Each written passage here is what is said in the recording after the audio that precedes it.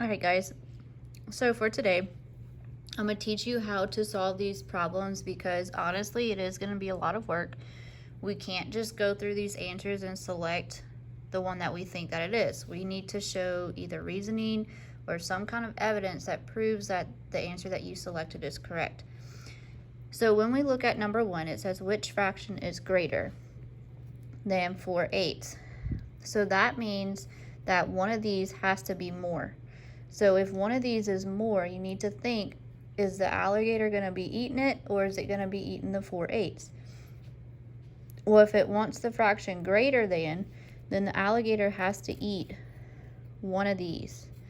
And we have to figure out which one it's going to be. So I wrote my alligator, and now I want to write out 4/8 next to it. So 4/8, 4/8, 4/8, and 4/8. So the quickest way to do this is obviously reasoning, but again, you know that sometimes reasoning is not going to work. So when we look at A, we see 6/8 and 4/8. Well, this one's easy. I don't have to use reasoning. I have like denominators. Well, when I have like denominators, I look at the numerator. I know that 6 is more than 4, so then 6/8 would be greater. And off to the side, I can write 6 is more than 4. So I know that this one's correct. So let's look at the next one. We have 2/8 and 4/8. So again, our denominators are the same, so I just have to look at the amount of our numerators. Well, I have a 2 and a 4. Which is more? Well, I know 4 is more than 2. So the alligator's not eating the 4, so that means that this one is not correct. And over here you can write 4 is more than 2. So let's look at C.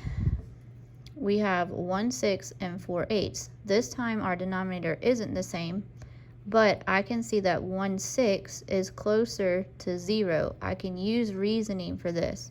So 1/6 is close to 0, and 4/8, if you know already, 4 is half of 8, and so 4/8 is equal to a half.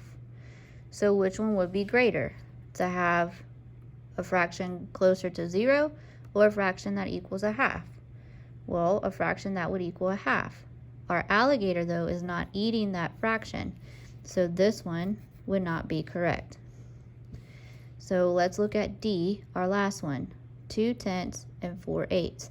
Again, I can use reasoning here. 2/10 is very close to 0, so 2/10 is close to 0, but 4/8 we know is equal to a half. So which fraction will be greater? The fraction that's closer to 0 or the fraction that's closer to a half or is a half? Well, the fraction that's a half would be greater, but the alligator is not eating that fraction, so D is not correct. So that leaves our only option of A.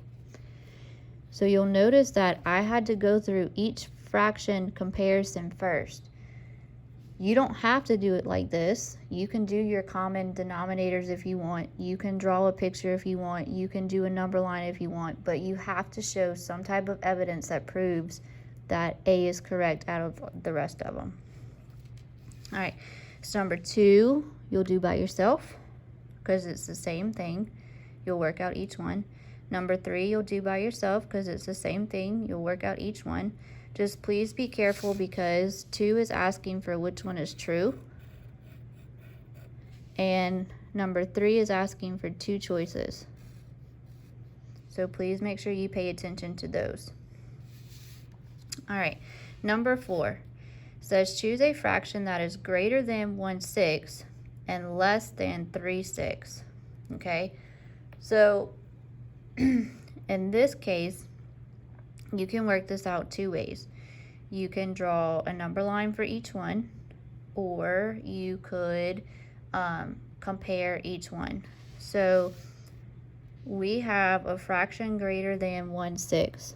So that means the alligator has to be greater than 1/6.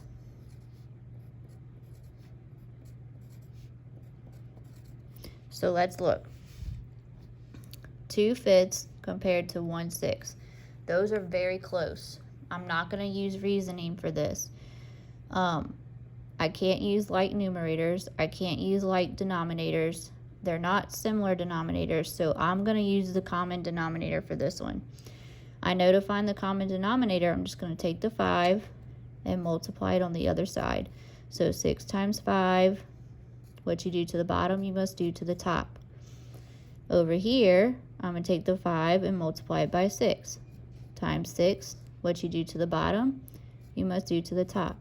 So I'm going to write out my new fractions. 6 times 2 is 12. 6 times 5 is 30. And it's saying that that's greater than 1 times 5, which is 5, and 6 times 5, which is 30.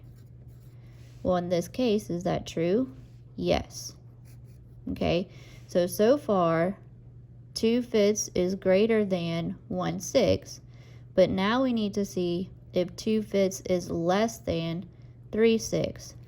So 2/5 has to be less than 3/6. Well, this one's easy because I can use reasoning. 3/6 we know is 1/2, and 2/5 we know is close to 0. So which one would be greater? Is 2/5 less than 3/6? Yes, it is. So that also checks out. So far, A is correct. But let's try the next one. 1/4 and 1/6. Our numerators are the same, so we look at the denominators. We know that fourths are larger pieces than 6, so this would be correct. Now we have to compare 1/4 is less than 3/6. Okay, well, we know 1/4 is close to a whole, and 3/6 is a half. 1/4 is close to 0, and 3/6 is close to a half. So yes, 1/4 would be less than 3/6. So this one also checks out. So now let's look at C. 1/3 is greater than 1/6. So let's see. Our numerators are the same, so let's look at the denominators. 3 and 6. Well, I know thirds are larger pieces than 6, so I know that this is correct. Now I have to ask myself, is 1/3 less than 3/6? Well, we know 1/3 is really close to 0, and 3/6 is a half. So yes, 1/3 would be less than 3/6. And lastly, we have 4/6 is greater than 1/6. So yes, because our numerators are the same, so we compare our denominators are the same, so we compare our numerators. Well, 4 is bigger than 1, so that one's correct. But now we have to ask ourselves, is 4/6 less than 3/6? And here you can see that it is not. Our denominators are the same, but 4 is bigger than 3. So this one would not work out. So I love this problem because right now we have 3 answer choices that could be correct. So that means I probably did something wrong. Okay? So let's reread the question. It says choose a fraction that is greater than 1/6. So 1/6 has to be less. So I did that. So 2/5, let's see, we got 12/30 and 5/30. So yep, that one's correct. 1/4 and 1/6, we know 4th is greater. And because 4ths are bigger than 6. And then 3rds are bigger than 6. So these are correct. Now let's see if the fraction is less than 3/6. So that means 3/6 are greater 1. So a half is bigger than a 4th. A half is bigger than a 3rd. And then, let's see. Yep, so actually, guys, there's 3 answers for this one. So it would be A, B, and C. I'm going to need to fix that on the next test review because all of these were correct. Awesome. All right, number 5. With number 5, this should bring back to what we've done before. We have 2/5 plus 3/5. Well, you can draw a picture to help, or you should know that if we have 2/5 plus 3/5, that would give us 5/5. Well, is 5/5, which is equal to 1 whole. So is 5/5 less than half a cup? No, because it equals a whole. Is 5/5 more than half a cup? Yes, it is. Equal to a cup? Yes. More than a cup? No, it doesn't go more than 1 whole. Now, there's 2 answers here that could be correct, but which one is the best one? Well, we know that 5/5 is equal to 1 whole, so the correct answer would be C. All right, number 6, you're going to do on your own, but I wanted to show you that with this one, you're trying to figure out what fraction is going to go in this box. So you'll notice that the sign, the alligator's eating these fractions. So you need to make sure that you write your sign next to each one, and then we're comparing it to 2/3.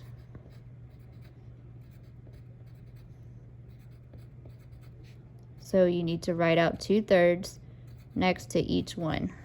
Sorry guys, my lights just went out.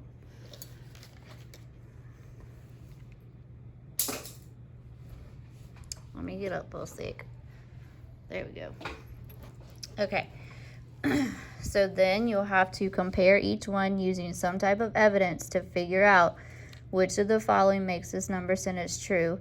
And remember to select 2 answers. All right, number 7. Same thing. You're going to do the work on your own, but it says that this rectangle is shaded 2/5. It says which fractional part is less than 2/5.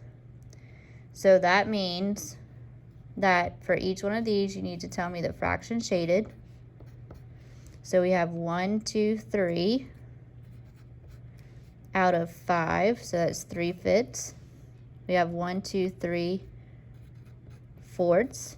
We have 1, 2, 3, 4, 5, 6, so 2/6. And 1, 2, 3 2/3. So it wants a fraction that is less than 2/5. So that means the alligator is going to eat the 2/5. So you want to compare each one now to 2/5 and make sure that you show reasoning. All right. Number 8 is a lot like what we did up top with number 5. So you need to look at the shaded fraction with A. A, we have 4/8, and B, we have 1/3. And what you're doing is you are comparing A to B. So you'll tell me if A has fewer parts, if A has the same as B, if A is larger than B, or if A is smaller than B. All right, now flip to the back.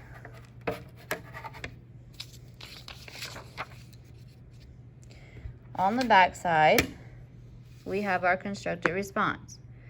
It says Luke wanted to draw a fraction that was greater than Amy's fraction, and Amy drew this fraction. Well, first, before we can draw a fraction that's greater, we need to figure out what Amy's fraction is. So a lot of points are missing on here. We know that we're starting with 0, and then we know that we're ending in 1 whole. So we have to label those. Then we need to count how many equal parts there are. 1, 2, 3, 4. Well, if there's 4 equal parts, then that means this first tick mark is 1/4, then 2/4, then 3/4. So now we're able to figure out what fraction Amy drew. So if the dot is here, we knew that Amy drew 2/4. So our answer would be 2/4. Part B says, what fraction could Luke make with 8s in order to be greater than Amy's? So there's a lot of different answers for this one. If Amy's fraction is at 1/2, then you could select any fraction that goes past that 1/2. So remember, if we're going from 4ths to 8ths, all we're doing is cutting each one of these in half. So that means we have 1/8, 2/8, 3/8. 1/2 would be your 4/8. 5/8, 6/8, or 7/8. So Luke's fraction could be 5/8 because that's past 1/2. Could be 6/8 because that's past 1/2, or it could be 7/8 because that's past 1/2. So any one of those answers would have worked. So I'm going to choose 7/8 as the fraction. Then for part C, you have to explain your reasoning of how you chose that fraction. Well, you could say that you know that Amy's fraction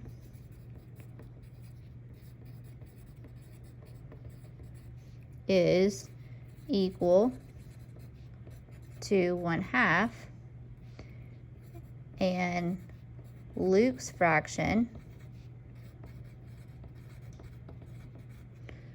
is close to 1 whole,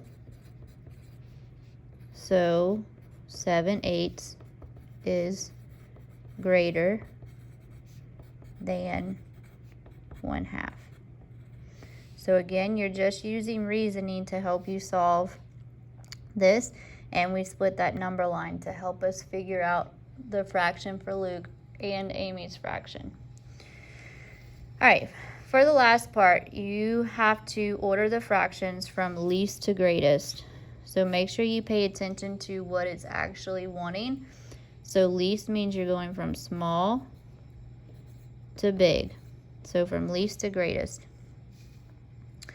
My biggest advice here is to draw a number line to help you solve these. So at the bottom, I'm going to draw my number line. I'm going to label my 0, my 1, and my 1/2 to help me with these benchmark fractions.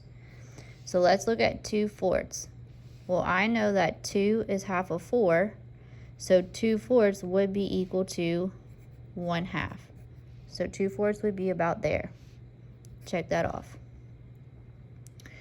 1/8 I know is very close to 0. So I'm going to put 1/8 over here and check that off. 3/10 is also close to 0, but it's further from 0 because of 1/8 and 3 away instead of just 1 away. So 3/10 would probably be about right here. So check that off. And then 8/9 is very close to 1 whole. It's only 1 away. And then 3/5 is also very close to 1 whole, but this time it's 2 away instead of 1 away.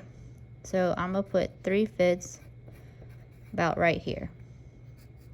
Now for 3/5 and 8/9, because they're both close to a whole, you could use your common denominator.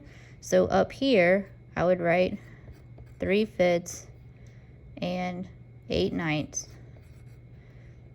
We know that we would multiply 9 times 5 times 5, 5 times 9 times 9. And so our new fraction would be 27 45ths and 40 45ths. And so here you can see that 40 is greater than 27, and so 8/9 would go further down the number line. You can do that the same with 1/8 and 3/10. So 1/8 and 3/10, we multiply times 8 times 8 times 10 times 10. 10 times 1 is 10, so we have 10 80ths.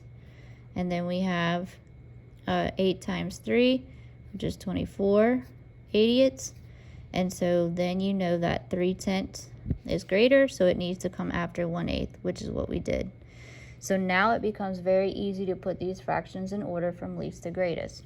Remember, the least amount starts at 0, the greatest amount goes to 1. So our least would be 1/8, then 3/10, then 2/4, then 3/5, then 8/9. Now, you could use any strategy you would want. You can do your common denominators for each one. You could do a picture for each one. You just want to make sure that you include every fraction. All right.